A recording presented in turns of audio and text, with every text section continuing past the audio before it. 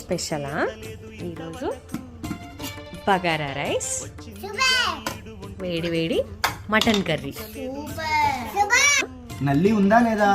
ఉందిగా. ఓ సూపర్. ఇది ఒకటి అర్రుకి ఒకటి అక్కికి, వీళ్ళిద్దరికి. ఇంకేం చేసావు మరి? ఇంకా ఇదిగో పెరుగు చట్నీ, బాయిల్డ్ ఎగ్స్ మసాలాతో బాయిల్ చేశాను. ఫస్ట్ ఎవరికి పెట్టాలి?